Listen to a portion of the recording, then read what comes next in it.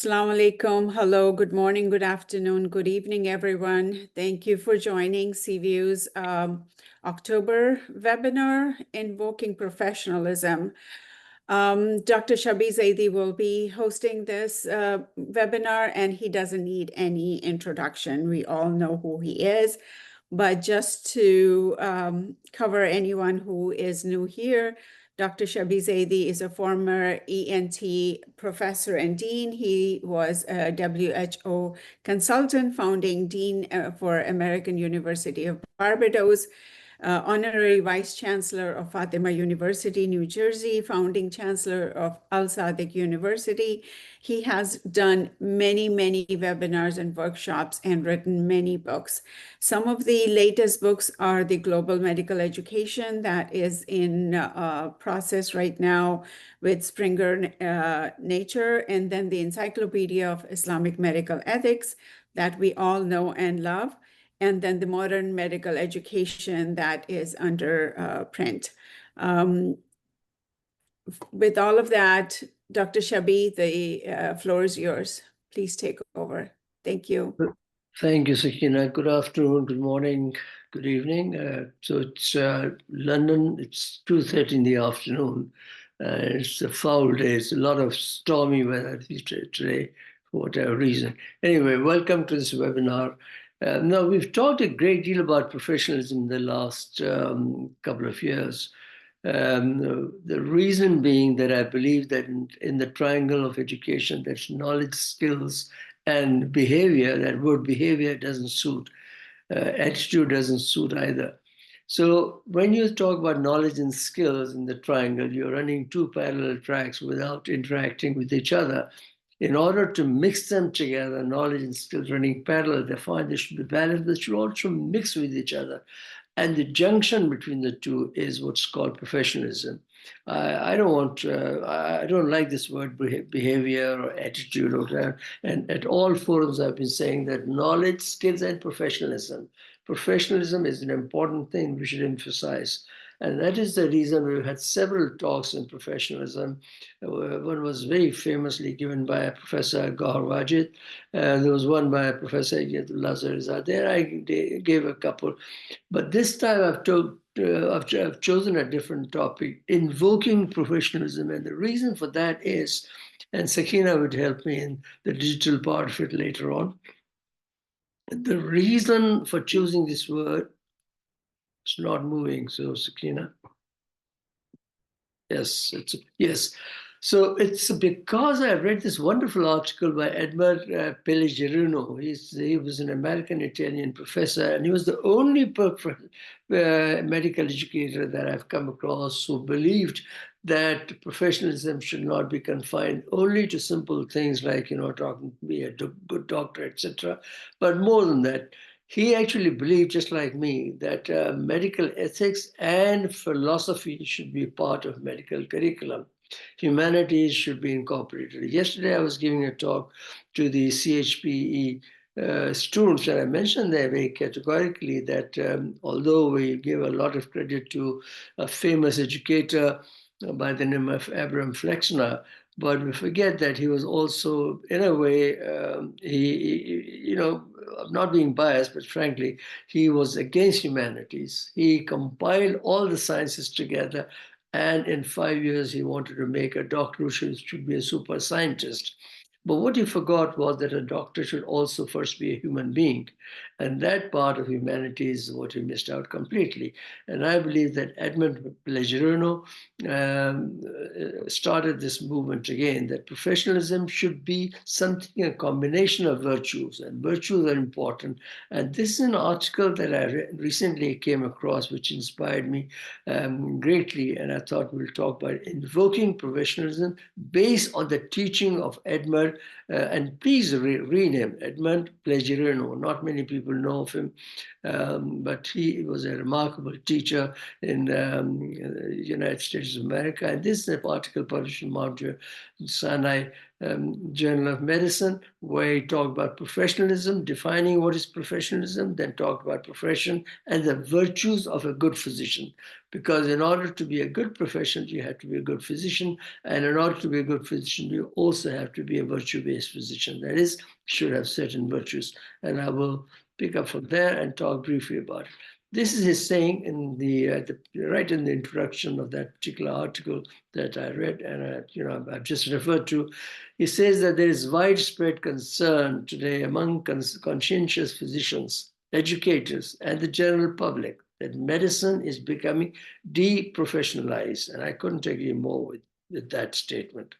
That the profession is losing its commitment to the kind of character traits requisite for protection of the welfare and interests of patients. And remember, the first and foremost thing in medical profession is the care of the patient. So if you do not take care of the patient because you're lacking certain human values, empathy, sympathy, various characters that we'll talk about in a moment, virtues of different characters, being good and kind and compassionate, etc., then you're not being professional. And this is what he said, that the profession, and I could say, I'm sure you also agree with it, that the profession is being deprofessionalized because we are losing the human traits. And now with the introduction of machines and everything that's coming up, that we'll talk later towards the end of this particular session, we feel that, that the human element, the touch, human touch in professionalism is lost.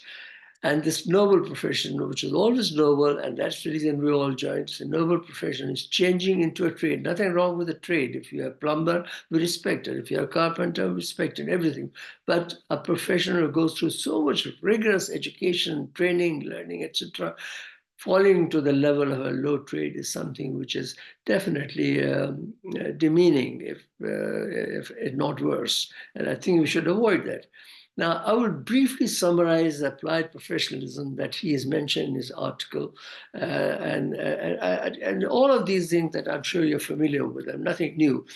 The priority is patient's welfare. And in order to place a patient's safety, you have to have the certain parameters that you have to be kept. Human dignity, most important factor. Anything above even patient care is a human dignity. Patient should be treated, or human beings should be treated with dignity. Then the important thing is that you want to treat the patient for well-being, and this is what's called beneficence in terms of medical ethics, and avoiding harm, which is called non-maleficence. That's a part of professionalism.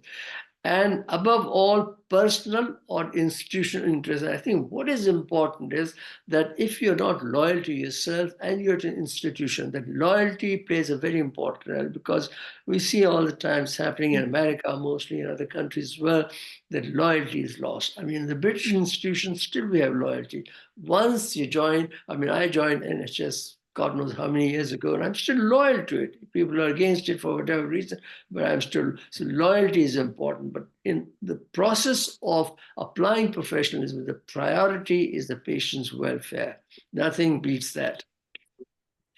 Then this is the thing that I've been harking for a long, long time, that medical ethics should be a integral part of medical education.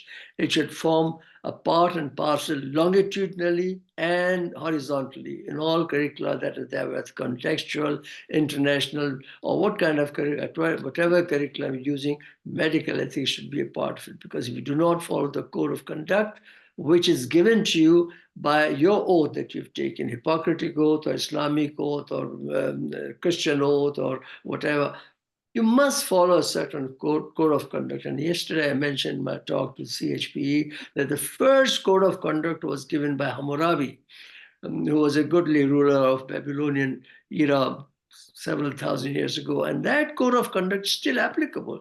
And then, of course, Hippocrates code that all of you know, it's called Hippocratic Oath.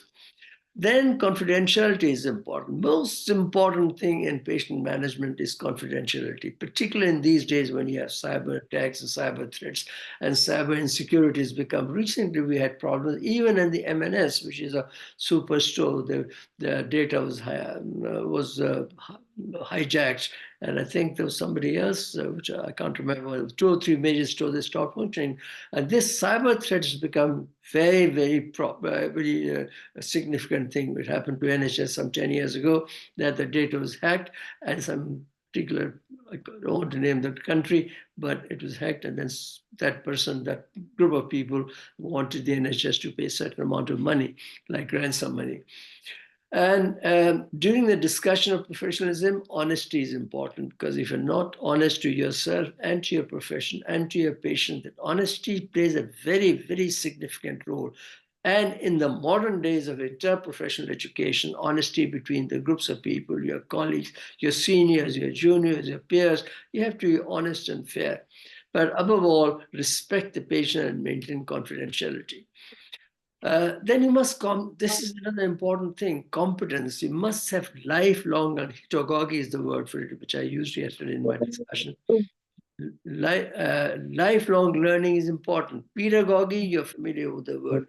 Everybody knows pedagogy is. Andragogy, which was introduced by a chap called Knowles, Knowles. Not many people know his name, but he introduced andragogy some 30, 40 years ago. And that is becoming more and more common these days. I mean, adult education is a very, very important factor. All of us going through that process. And pedagogy is lifelong learning, that you have to continue to learn throughout your life. And the new technology, a new term that's come up in the last maybe 1.5 years, called technogogy, that you have pedagogy, andragogy, and combined with technogogy, technology that's combined together, that's called technogogy. Modern practice of medicine is evidence-based, and a new terminology that has come up, that was introduced by Professor Madalena Petruccio in one of our webinars. She's from Portugal, a great educator. It's called evidence-based education. Evidence-based education, which is a new terminology, and I'll ask her to come and do another webinar sometimes. Part of a professional character or career is that you must maintain your professional status, continued professional development. This is a part of the activity that we're doing informally, that you have to maintain your professional status by attending courses, workshops, lectures, whatever. Every country has certain modus operandi to maintain CPD. Like in the UK, the General Medical Council makes sure that we do at least 25 or sometimes 27 workshops, seminars, and courses. And then we go through a certain rigorous exercise every year of appraisal and audit before we can continue to practice. So that is an important factor in professionalism. Another important thing is accountability, which is unfortunately, which lacks in many countries. It's important that whatever decision you make in terms of patient care, you are answerable to somebody. You're answerable to your senior, you're answerable to your authority where you work in the institution, and the licensing body. And that accountability is important, because if you do not have check and balance, then the chances are that you might go wrong. And it happens all the time. Nothing wrong with going wrong. Everybody goes wrong. There's nobody you can say that is not committed a mistake. But the important thing is, the moment you find and you feel that you're committed a mistake, accept the responsibility, report to your reporting officer, go back to the desk, learn the techniques again, or whatever mistakes, remove them and come back and continue with your professional work. Now, empathy must be differentiated from sympathy. Empathy is like, you stand in somebody else's shoes and feel the pain and discomfort. Sympathy is where you sit more like sitting on the higher altar. Empathy is important. You must observe empathy in all your professions, activities, and compassion is part of professional activity. Remember, there are 4 cardinal rules of Platonic virtues. 4 cardinal rules of Platonic virtues. First is courage. Second is compassion.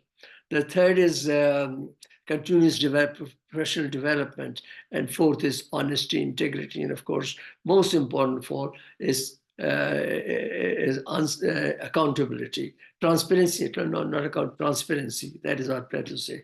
So those virtues are universal, and you have to adapt and understand those virtues are applicable to all of us. You must understand patient's perspective, communicate kindly and clearly. We have a workshop coming up, not workshop, a lecture coming up next week on communication skills with Suchita Dantikar, and I'll try to cover up the clinical side. She'll talk about the educational activities. You're welcome. I don't know whether you can join or not, but it will be available on our YouTube channel. Sakina will probably kindly upload it.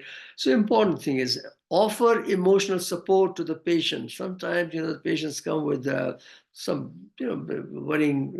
Most of the patients who come, they are worried, of course, and that's part of your character, professional conduct, that you should offer emotional support.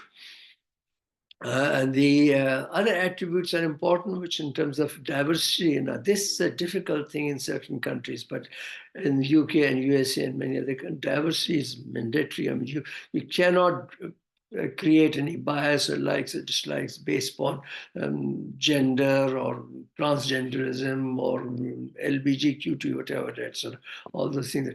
Diversity is important. Provide care without bias. Avoid any kind of differences, your cultural, your social, your religious, individual. Avoid all kind of bias. Treat the patient as a human being. And when you treat the patient as a human being, first and foremost attribute is dignity. Human dignity is above all. You treat the patient with empathy, everything that I mentioned, but more important, that dignity, and that is an important factor to remember. Interprofessional education and teaching has become a regular feature. We promote teamwork and collaboration. We should engage our colleagues across disciplines and at the same level. Nobody should be at the higher. I mean, that's a different thing, respect and dignity, everything between profession. But when you talk to a patient, like in private discussion, like MDT, for example, you have to be at par. And you should be open across disciplines to optimize the patient's outcome, because nothing is more important than the patient's welfare. Then it's important that the communication that you do, whether between your colleagues or maintain your record, etc., should be clear, respectful, transparent, and family and everybody should be with honesty, integrity, empathy, and respect and dignity. And you must uphold boundaries, maintain an appropriate professional distance without blurring any relationships. What is important is that the professionalism should give you a certain status in the society. It gives you a status because you're a dignified person. You're a dignified person because you're knowledgeable, and knowledge, skills combined together with professional attitude is what you have to develop. If you do not have the professional values, then probably you're lacking certainty. Maybe a very good, if you're a skilled surgeon, for example, fine, but you should also be a knowledgeable person. A person who has knowledge and no skills is a nerd. A person who has no skills and no knowledge is a technician. So you don't want to have that. You want to have a combination, and the crossover between the two is what's called the professionalism. That is important.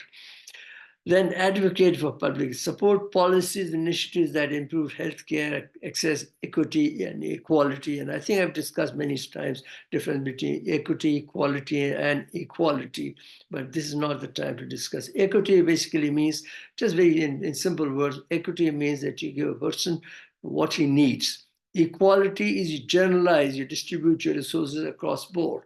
But in situations where their services are expanding and such resources are limited, equity is better than equality. But it's a matter of debate that probably we'll do it some other time. So the summary of attributes that are important for professionalism is intellectual fidelity, honesty and integrity, courage with compassion. And these are universal. These are far above and beyond any in teaching, religious, etc., etc. I mean, who can deny justice? Practical life is a very important attribute. It's a pillar of ethics in all things, cross-culture, whether it's a global ethics or religious ethics. Justice is the universal pillar. So if you have these factors like intellectual fidelity, you're competent, you know your profession, you're honest, and you have integrity and courage, and you show compassion to the patient, you have benevolence and truthfulness, and avoiding harm to non-beneficial, and you do everything with justice. Justice should be the pillar of your life. If it's justice that is there in your life, then you're a good professional person. But the question is that when you talk theoretically, all these are wonderful. How do you invoke these attributes to be in a health professional? One way that I have mentioned this many times in the past. I've also gone through this virtue-based physician or religious basis, but this is the talk which is secular. It's about all religious faiths, etc. How do you invoke, how do you inculcate professionalism invoke professionalism and the attributes that are mentioned in a physician? Well, the answer is one way to develop is to develop a virtue-based physician. But what is a virtue-based physician? That is what we'll discuss here. For the virtue-based physician, the relationship with the patient could not be a contract. Or this is a beautiful statement that I picked up from Dr. Pellegrino's paper. That is, these days what's happening, that the patient comes to you, you have discuss everything, and this will go, and then we'll do this procedure, you draw a contract, you sign a contract. That is not right. Patient is not a client. Patient is not a subject. Patient is a patient, and you're a doctor, a health physician, or a health professional, nurse, or whatever. And that contract, drawing a contract, is like selling a commodity. Pellegrino doesn't. I don't like either. I think its contract is a bad word. It's an understanding. There are various factors that you, but you have to do that contract because of legal reasons, because that's what's happening these days. Litigation has become an important factor. So you have to draw out a contract, but contract is not the correct word. Treat the patient not as a commodity, but as a person, a family member. That is important. And I think if you move on, what is important is that your self-interest should be subdued. Patient's interest should take the higher altar. And that is important if you want to develop yourself as a virtue-based physician.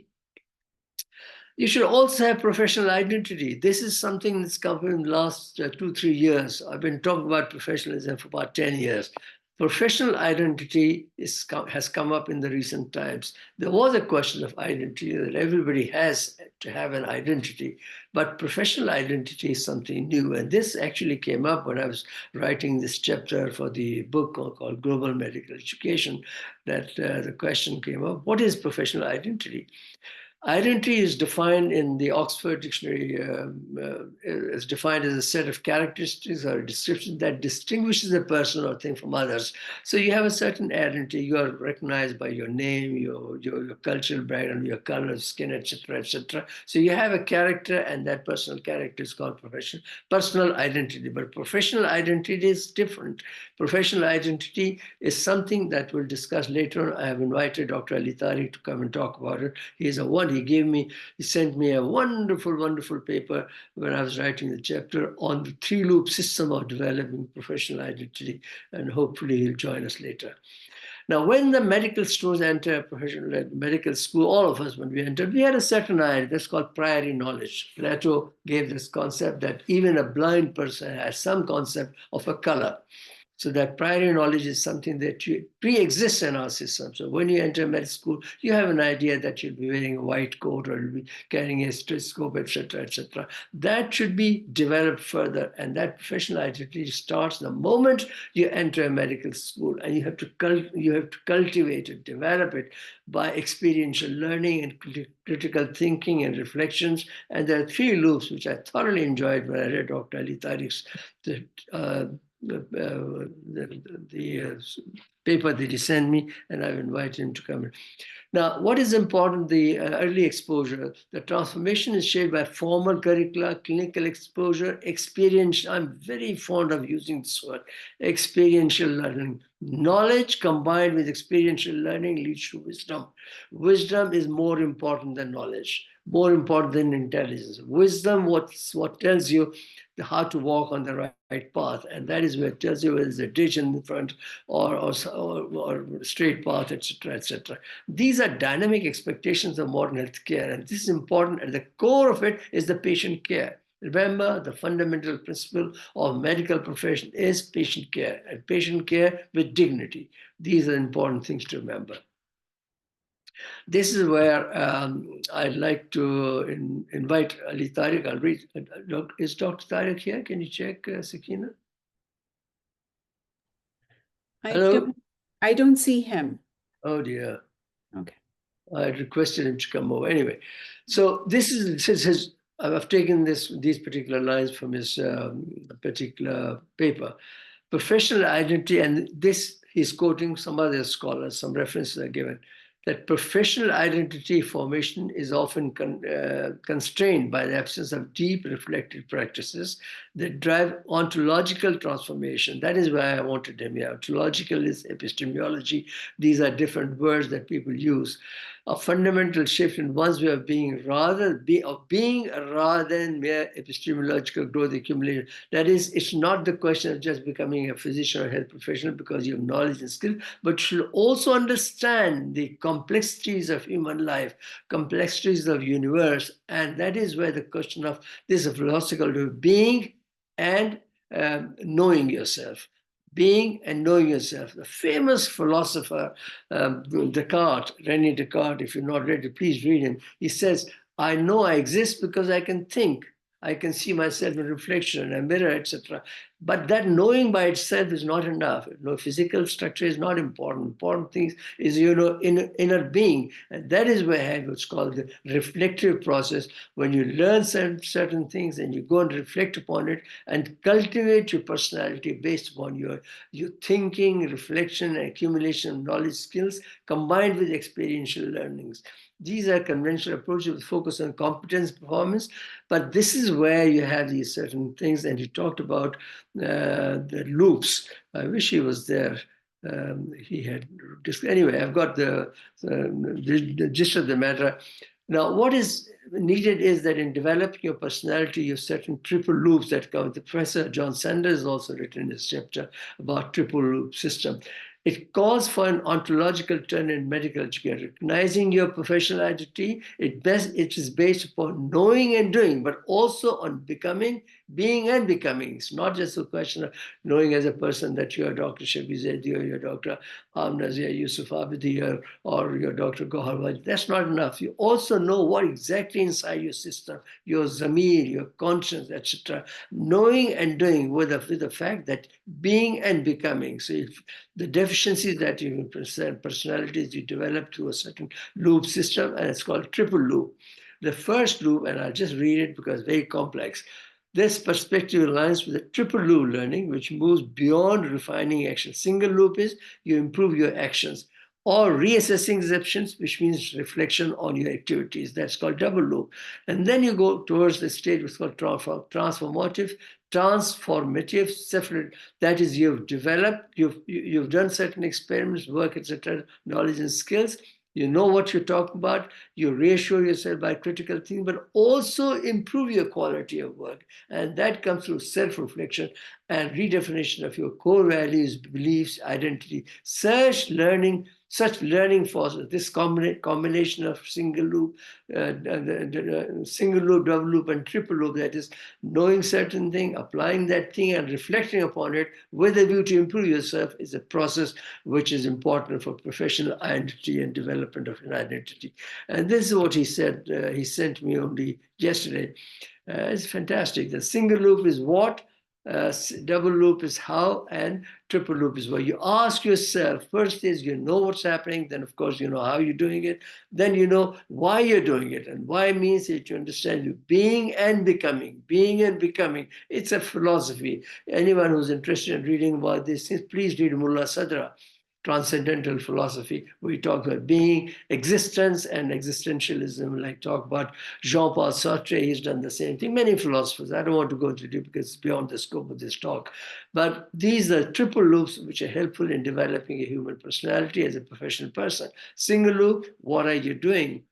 Second is reflecting on how you're doing it. The third loop is why you're doing it. Why you're doing means that you want to understand the deeper meaning of that particular action as a professional, your character. And that is what builds. If you do not have a professional identity, I think I mentioned it here, and this reflective practice, embedding these reflective ontological practice into medical education can help learners form identities that are deeply internalized, ethically grounded, and continually evolving.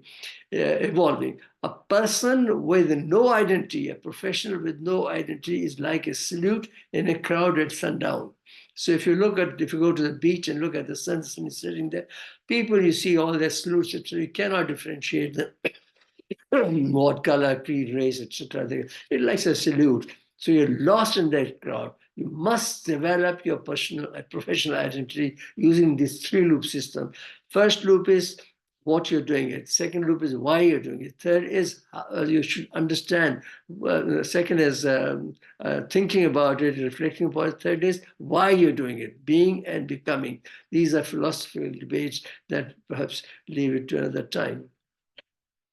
Now, this is my favorite word, or phronesis. It means basically practical wisdom. This is a word from Platonic philosophy. Aristotle actually expanded it, but it started, Plato was the first to talk about phronesis. That means practical wisdom. Aristotle expanded. He described phronesis as the virtue of practical wisdom as a capacity for discernment and judgment in difficult moral situations. This is what a doctor has to understand. Health professional has to. Decisions that you make based upon certain characters, and those characters should be based upon practical wisdom, and practical wisdom comes upon knowing yourself, developing your personality, ontological, epistemological, cognitive domains. You apply all of them, and then you apply in your practical life. Think and think and think and improve your quality. And that is how you develop your personal identity. Experiential learning, that I keep saying all the time, is very important because it's a valuable virtue. It gives a physician a certain character and habitat and habitual disposition to make the right choices in complex clinical situations. This practically wise, therefore, what happens that a practically wise professional person, health professional, etc., is often looked upon as the scholar, somebody who knows more than you, and it's because he has gained wisdom. He has gone from simple ontology to epistemology to why and being and understanding the basic fundamentals of personality. And remember that the patient is not a client, he's not a consumer, he's a patient. Patient is a patient. These days they're using, we use in NHS a patient is called a client. No, it's not a client. You may call it because of whatever reasons, but a patient is a patient. The virtue-based physician could never see his patient as a customer or consumer or a client, because that becomes commercialized, becomes a commodity. And I am one of the old-fashioned. I believe that a patient is a patient. And whatever you say, he's not a client, he's not a customer, he is your colleague, your friend, you must give. Anyway, so these are the important things you have to remember technologically. And the important thing is you cannot develop virtuous physician in one solitary, like a silo. You have to have complete development of the community in which one is working. And a virtuous physician would recognize that he is a member of a moral community, united with those other physicians. If they're not acting according to professional, it's your job. You should improve it because that communal welfare is developed, and you have a feeling that you're taking care of the sick and the unhealthy. They're not clients, they're not consumers, they are your patients, and you be careful about. Now, the question is, can virtue be taught, and how so? That's an important factor, and that is where this is my favorite philosopher, McIntyre. He is remember, Plato died 2,000 years ago. He started virtue, etc., virtue theory, one of the theories of ethics. Then virtue theories passed away into oblivion. McIntyre revived it in the recent times, and he wrote a book called After Virtue. The virtuous physician cannot fully actualize his personal virtues unless there is a community of virtues to sustain and reinforce commitment to the virtues. McIntyre makes much of this in Smiler book. You should read this book called After Virtue. This is the reference. If you can read this, you'll find that the virtue, you will become a virtue-based physician. You'll acquire those characters that are there in your system. The return of Osama Zanur from Syria, Abu Bakr decided to lead an expedition against the apostate tribes concentrated at Abra. Thank you. Thank you. Abu Bakr was advised that instead of leading the expedition to Abra personally, he should entrust the command to someone else. His companion said, "O Caliph of the Holy Prophet, do not endanger yourself by loading this expedition in person. God forbid any harm comes to you, then that will..." Let's see. Okay. We'll move on. Aristotle said that we learn by practice, and a good way could be to follow a model of a virtuous person. In medicine, this means we need virtuous physicians as teachers, And we follow our teachers. Remember the Hefferty's hidden curriculum that all of you are familiar with? We have role models. When you have role models who are good, then you acquire the habit. That is the best way. And hidden curriculum is a known thing for medical educators. Role models are important. They're the powerful forces in development of your character. Besides, certain ancillary education efforts can also shape the developing a physician, like the courses in medical ethics, humanities, and philosophy. I'm a strong believer, and I keep saying it, humanities should be taught as a subject in medical schools. Then human values, which are important, that can sensitize, raise awareness, and force critical reflection about the virtues of the good physician. Courses introduce students to a body of literature that gives evidence on the importance of depth and complexity of the moral issues and commonplaces. And this you can do in a curriculum. You can have case-based discussion, longitudinal or cross-sectional studies, and you can have short discussions, problem-based learning as an educator. And you introduce philosophy as early as possible, not the whole philosophy, just the introduction of philosophy as to what is philosophy. Philosophy is a pleasure of mind. It's like food for your soul. If you learn to read philosophy, you will enjoy it thoroughly. I mean, it's such a joy. These days, there are so many audible books on philosophy. And I believe very strongly that ethics should be a part of a medical curriculum, because when you do that, the students will learn the things that they will be taught and they'll apply in day-to-day practice. The prime task of medical school is to prepare new physicians, but should be not only knowledge-based and skillful, but also should have the character, the third important limb of the triangle. Ethics or professionalism should be part of it. And that's important that you develop these things at the level of undergraduate studies. And that brings me to the topic, which is the modern topic, the topic that really is very challenging, very, very challenging, because now with the introduction of e-health and telehealth and teleeducation, remote training, virtual classrooms, flipped classrooms, micro-learning, these days, all these things are happening. And of course, AI has changed the complexion of the game altogether. Sakina, would you like to say a few things? Hello? Sakina, are you there? Yes, I'm here. Sorry. Yeah. Can you talk briefly about AI and things? Yes. I know there was a really good question also on the chat by Dr. Amir. This is very, very important, because with social media and AI, it's become very easy to even not purposely, but spreading misinformation or targeting people. I know Dr. Amir said the social media and promoting videos of, or promoting doctors or the surgeons promoting themselves, but they forget who's watching it. There could be kids who are watching it. There could be elderly who are watching it. One of the examples that I use when I talk about social media is I have an 85-year-old aunt, and she gets these videos on doctors telling, oh, you should boil all these spices and drink in the morning. So she wakes up in the morning and she's putting all these spices in the water and making it boil and then drinking it. And then the next day she gets another video that says, oh, so you should add these more spices. So she's drinking these, but we don't know what effect is she going to have on her health. She is a heart patient. She has breathing issues. She has other health issues. What is that affecting? So the person who is promoting these videos is not keeping that in mind and spreading this information.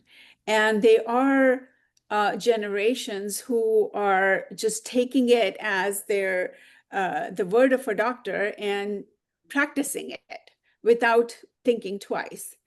So we have to be very, very careful when we post things like this. Yes, we are doing a good service. Yes, we might be thinking that, oh, this is the best thing. We are giving free information or free treatment or free advice. But we also have to keep in mind who is taking that advice and what effect do they have when they take your advice.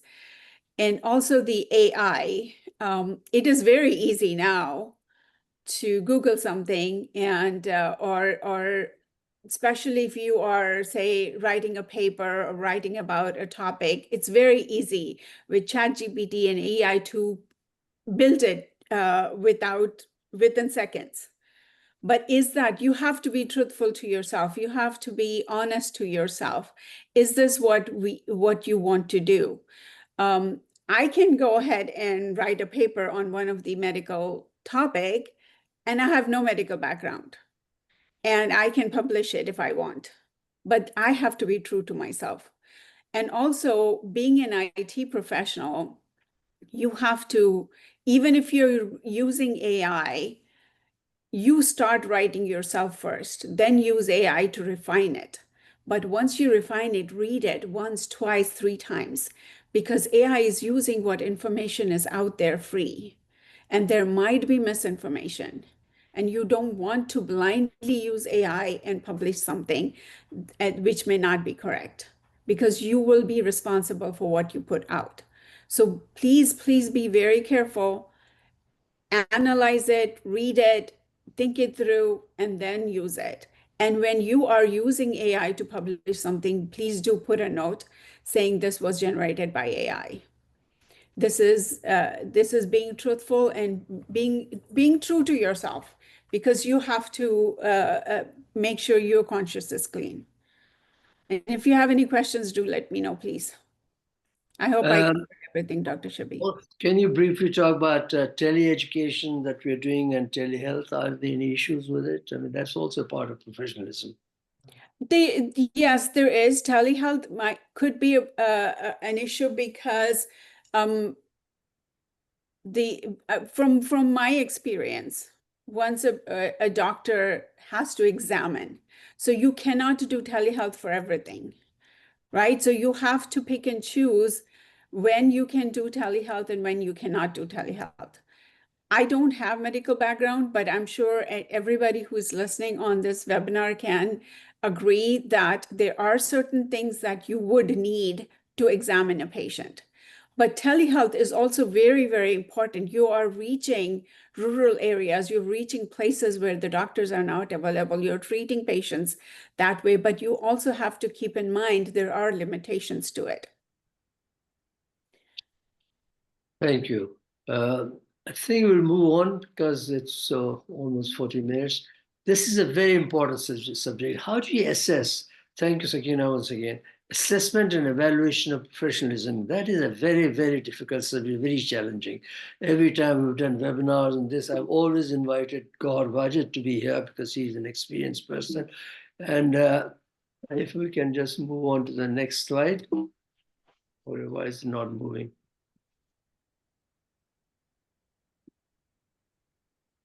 You just click on the arrow, yes. Okay. So Dr. Sultan Arab Shahi wrote a wonderful chapter in a book that we published last year called Global Medical Education, published by Springer. And he mentions 4 points, and I'll invite Professor Gaur Wajid to come and dilate upon it and tell us more about it. Professionalism that I've just mentioned these various attributes like dignity and competence and human values and culture, etc., sensitivity. But how do you assess them? There should be a formula. Like in knowledge and skills, we have certain parameters we do, like for example, OSCE, for example, or didactic lectures and discussions, or question answer, short question, etc. But something which is more like non-tangible, something that's sitting in your conscience, in your moral background somewhere there. How do you assess that? And these are things that I'm borrowing this slide from Dr. Arab Shahi's, well, not borrowing, I've harvested from his lecture, his chapter. Direct observation, certain elements that you can do is altruism, which is about professionalism, trust, patient interest, patient autonomy, social justice, very important factor, responsibility to patients. These you can observe. And then the second item is altruism. You can do simulation, trust, etc. And then I'll just talk about these two and then over to Professor Gaur Wajid. Then you can also have listening, trustworthiness, answering directly, spec, role modeling, all these things you can do, evaluation, different things. But how do you do them? That is where Professor Gohar Wajid has to come in. Professor Wajid, are you there? Please come over and dial it phone and tell us about assessment and evaluation of professionalism. Thank you so much, sir. I will very briefly talk about a few dimensions of professionalism that relate to assessment that relate to the assessment of professionalism. In order to develop an assessment plan for a soft skill or whatever you call it, there is diversity in the way people call it. Some call it non-technical skills, non-core skills, or soft skills compared to the technical skills. You need to keep in mind firstly the overall assessment plan that is being followed and the assessment policy that is being followed for the overall curriculum, because you cannot assess professionalism in isolation compared to the other aspects that you are assessing. Number two, very important point is that professionalism itself is a combination of so many soft skills, like Professor Zaidi said he wanted to include ethics in professionalism, altruism, accountability, trustworthiness, truthfulness. You need to very carefully identify and define the aspects of professionalism that particularly go in the definition of the professionalism in your own particular context and culture. For example, professionalism in the Arabian context, in Islamic context, in particular context of maybe Indo-Pak or Western concepts of professionalism are quite different than the Eastern concepts. So you need to very well define and see what you need to inculcate in your students. Only then you can define those methods that you need to incorporate in your assessment scheme that will be able to produce the most valid and reliable assessment method. There is no one fixed method that you can apply. It has to be a combination of methods. And since the very attribute of professionalism is longitudinality, it is something that you cannot inculcate in overnight in the students. It is longitudinal, and you have something like 5 years to inculcate professionalism. So you can think of something like the very first thing I would say, thinking in terms of self-assessment and developing those reflective practice skills among students. Then the workplace-based assessment tools and techniques in terms of how much weight you are going to give to summative assessment and formative assessment, and what dimensions of formative assessment, how you are going to provide formal and informal feedbacks to the students. Then something techniques like direct observation or 360-degree feedback, portfolios. I'm big admirer of portfolios that can play a very important role in the development of professionalism. There are so many studies about it. Other assessment tools like standardized patients and veneers and scenarios, and even objective structured clinical assessment methods. And I'm sure for knowledge-based tests and MCQs can play a role in assessing the knowledge and description of professionalism. So the overall context that need to be very well defined, the definition of professionalism, how it would be assessed in the particular assessment policy of the curriculum, and the teachers must be trained on to the methods, especially formative assessment, and how to give feedback and how to develop reflective practices among students. I would end it here. Thank you so much for providing me this opportunity. Thank you, sir. Very kind, always very generous with time and your knowledge.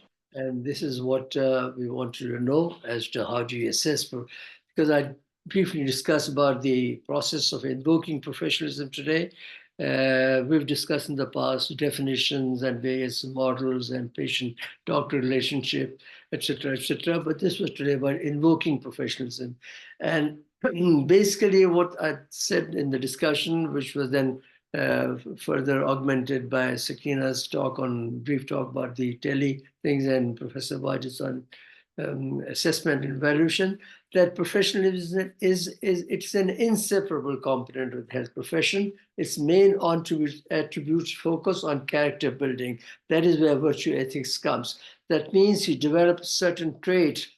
To feed a hungry cat once in a while is everybody does that. That is a very common. But to do it every time you see a hungry cat, that is your character. It builds up into your system intuitively. That is, you do not think about it, helping a blind person crossing the road. These are the virtues. You develop the character within yourself, a compassion and integrity and honesty and all the values that we just briefly discussed. And that is important. That character building is what is important. You build a character of person, so you automatically altruism and compassion and generosity and knowledge sharing and they automatically come into the system into action whenever a person is exposed to a certain challenge in practical life. Now, what is important as these the conclusions, so the take-home message is that we should try and inculcate professionalism in health professionals, whether it's by teaching or by inculcating through involvement of the curricula or discussions and case-based studies, etc., or through certain courses or lectures, webinars, etc., like this one. That's entirely up to you. This is where I'll end and open the forum for debate and discussion. I see very learned scholars like Zaidi with such an experience in surgical training. Maybe he'd like to share and tell us more about professionalism. Dr. Zaidi, Mr. Zaidi, are you there or you disappeared? Anyone else who would like to participate in the debate or discussion, you're welcome. I see a lot of people. Saima, do you want to add something? Come on, let's hear from people.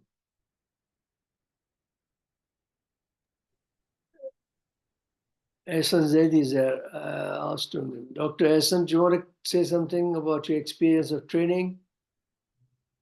Not interested. All right. Which is very well covered. No, but I think somebody has. We should have discussion. Amna, you want to say something? I think Dr. Kamal. Sir, I'm Dr. Kamal Shigli, sir. Okay, welcome. Yes, sir. Sir, so what I meant is that this thanks for covering up this topic, because in our daily routine of covering up with the knowledge and the curriculum, this is one aspect which is getting very much neglected. And as you rightly said, that we are very much not aware, and also the assessment and all is quite critical, and that's what was stated, that you cannot have a single method. So thanks for taking up this important topic, sir. Thank you so much. Thank you, Kamal. Baha, would you like to add anything? I was hoping that Tariq will be here from your institute. Baha is a very senior medical educator in Iraq. Let's learn from you. I fail to understand the shyness in professional people. There's such powerful knowledge, strong, they can speak so well, etc. Anyway, if not, then I think we'll conclude it, because it's always a difficult subject. These are subjects that we need to expand more. We should inculcate, we should involve more scholars, philosophers, thinkers, and we should learn from them as to the nuances of various human values, because what is happening is the medical profession, with the development of various technological advances, etc., the human touch is lost. And that is what I've written in one of the chapters in the book that's coming up, that AI is excellent. We should use it, and I'm a great, great supporter of activity that we should use technology like AI or whatever systems are coming up, but with care, with caution, with ethics, because let it not become your master. It should be your either subordinate or your friend. What is also important is that you should not ignore technology, because technology is here. And the other day I had a meeting, I think we'll take it. The other day I had a meeting with a professor here in St. Mary's, who was a professor of medical education and AI. And when I talked to him, I was flabbergasted, because he says that you cannot imagine what changes are coming up in the next 5 years. This medicine that will be teaching or learning or promoting is obsolete. It's already obsolete. It says all these things are gone. AI has taken over. And in fact, we can see in practical life, radiology, for example, dermatology, even cardiology, to say, they're taken over by AI. Knowledge base has gone totally different. We cannot keep pace with the knowledge explosion. Skills we can still make. Skills also, robotic surgery has become a normal thing. And what is happening is the modern technology. So when you talk to these people who are experts in AI, etc., professionalism becomes more important, because unless you have the moral values, unless you have the built-in system of your virtue-based character, you will probably fall a prey to all these technologies and create. See, if the AI technology and all these modern technologies fall in the hands of evil person, then the whole thing, see, the whole concept is, it's not the fault of the knife. The knife is there as a tool, whether used for slicing an apple or cutting somebody's throat. It is the person who is important. And that person, if he's a professional, he must know the moral values, must know the limitations to use them. And I think I've got somebody who's Dr. Amir. Dr. Amir. Yeah, please ask him to. Assalamu alaikum, Prof. You hear me all? Yep. Yes, go ahead. All right. Prof, just want to ask, yes, professionalism is very important in, like, we talk about the curriculum 20-25 years ago, there was no such professionalism included in the curriculum. Now in this new era, they start coming up. At what year we should start for them to teaching the professionalism, right? We cannot assume the doctors, since they are becoming doctors, so they are professional. They should be taught definitely. So in which year we should start teaching them? Some curriculum, some universities start them teaching in the year 5, which I feel that it's a bit late, Shabih. No, I think it's late. My answer is very simple, and I've said it before also. And I said it many, many years ago in Pakistan Medical and Dental Council, when I used to be one of the members of the Executive Council, some 40 years ago. I said it to the higher authorities that do not teach zoology and botany, teach humanities. How would the cutting of a frog or a rabbit help you in becoming a surgeon? I fail to understand. We were made to dissection the rabbits. Why? That's a different anatomy altogether.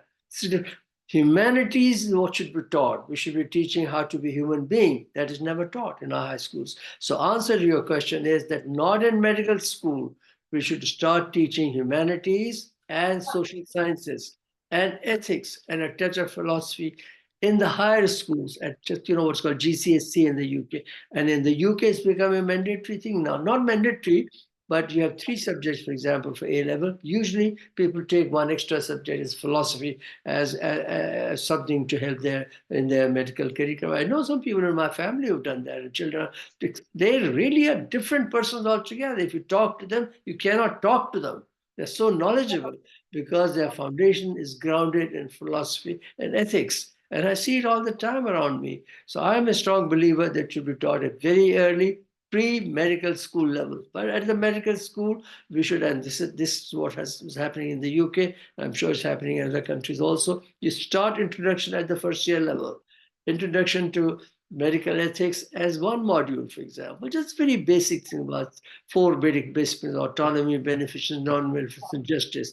And then build upon case discussions, problem-based learning, dilemmas that you see all the time in clinical practice. You can do longitudinally, right across 5 years. Gradually build it up. And that is what must be done. It should be done now, because, recently I was thrown a question by a professor, Professor Hurst in Harvard or somewhere, that the porcine heart that was used by one of the surgeons, is it ethically, legally, and religiously allowed or not? Very difficult question to answer. I could not answer. So I told him that let's discuss and debate. So he gathered 10 scholars from different countries, religious and non-religious. And we had a debate, and we published a paper recently that there is a thing called the Arura. That means if there is Zarura, basically, it's Zarura in Arabic. That means if there is nothing available, if no other alternatives available, then poker and heart can be used, and it's legal and ethical. And this is a debate which but these are difficult things. But these challenges are faced by physicians every day. Very simple question. Somebody's got brain dead, and you're the physician in charge. Whether you should switch off the ventilator or not, who will decide it? And how will you determine the parameters? Somebody has to teach, and you learn by experience. And you have to be taught as case-based discussion, problem-based learning, dilemmas in practical life, and start from first year and go on throughout your career. Not just 5 years, throughout your life. Every day you learn. Yes, Muhammad Asif? Yes, Assalamu alaikum, sir. I'm Dr. Asif from Gujranwala, Pakistan. I have a comment. There is a wonderful talk, as usual, by a legend. I think I always learn from you in the previous course of diploma, and also there is continuous ongoing learning in your part, and we are humble learner from a legend, a teacher, a role model. My question here is certain other attributes. These are discussed in the professionalism, that is trustworthiness, altruism, and advocacy. So what are these terms in actual sense? And what is work ethics? Kindly briefly revise us about these terminologies. Well, altruism in Urdu is isar. Sacrifice, not sacrifice. Altruism is slightly different to sacrifice. Isar. Isar and Qurbani. Remember Isar and Qurbani? Qurbani is sacrifice. Isar is where you're doing something. For example, you have a thing that you want to share with somebody, you want to do something more like sympathetic approach, helping. Like kidney donation, which organ donation is very good. That is altruism. And that's a very common thing. Work ethics is a subject in its own right. And I've covered it. Dr. Kahar Wajid also covered it. And I think we have YouTube available. I'll ask Sakina to share the video with you. Work ethics got so many factors, starting from workplace harassment to whistleblowing, to cognitive factors related with work ethics, to applied work ethics. There's so many factors. So I can't cover it like this, but we have covered in one of the discussions. Compassion, of course, compassion, like Raham, that everybody knows, but it's nothing. What's the other thing? Accountability. Who should know better than a Pakistani about accountability? Less said, the better. With sincere apologies. So these are things that I think everybody knows. These are simple words. If you Google them, you'll find the answers. But the applied forms are seen like altruism. Best example is that of a kidney donation. Somebody does it. That is altruism, for example. All right? What about the advocacy? Advocacy of health professionals is exactly like what we're doing now. This is advocacy, that we're promoting it. We're promoting the concept of professionalism in health professionals. You're advocating your cause. Our cause is to be professional, to be gentle, to be humble, to be polite, to be compassionate, and you promote your cause. Everybody has different causes. Advocacy, you're advocating a certain cause. Advocacy, you're pleading for. In my case, I'm pleading for professionalism. I'm pleading for using or teaching ethics right across the curriculum. That is kind of advocacy. But advocacy is in different things, like, for example, medical profession. When you go for residency program, there is an advocacy program where it tells you how to approach medical profession. Advocacy is like advocation. Advocate means advocate. You know about it, how to promote, how to plead for, how to present a case. In my case, I'm doing that for ethics. Sir, the work ethics are also included in professionalism, or it is sometimes it is another? No, work ethics. No, it's a part of professionalism. Work ethics is a subject within professionalism. Professionalism, like I said, in the triangle of education, you have knowledge and skills. So you're running these together, but they're falling in the center, there's no connection. That connection, which they call behavior and attitude, is actually professionalism. And that word behavior is very irritating. Everybody has behavior. Everybody behaves in medical practice. It ought to be professional. I've been saying it for many years. That's a wrong terminology. Behavior, attitude, values, it does not justify its existence. It's professionalism. So when you have knowledge and skills, you combine it with professionalism. Within that domain, you have all these factors you mentioned and work ethics. And if you want, I'll be happy to share with you some material on work ethics separately. Don't worry. Okay, thank you very much, sir. So nice, sir. That's very kind. You're very kind. And I think, Sakina, over to Anybody you. else? Any questions, comments? Okay, thank you everyone for joining. This was a very enlightening discussion. And I hope to see you guys all again. Inshallah, in 2 weeks, October 25th, we will have a simulation workshop. There are 2 parts, and this would be the first one. And I will send out the flyer and registration because it's got a limit on how many participants we can have. So please look out for that. And if there are any questions, concerns, you know how to reach us. Take care. Thank you. Thank you, Sakina. Thank you, everybody. Bye-bye.